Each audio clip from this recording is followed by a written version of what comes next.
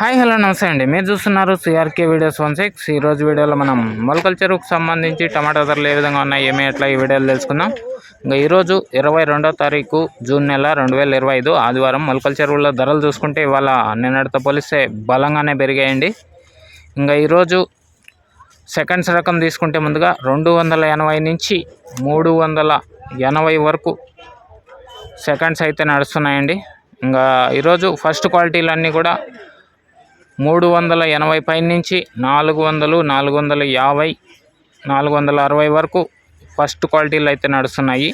ఇంకా ఈరోజు మొలకల చెరువులో టాప్ రేట్ విషయానికి వచ్చినట్లయితే 500 రూపాయలకి అయితే టాప్ రేట్ పెరిగిందండి.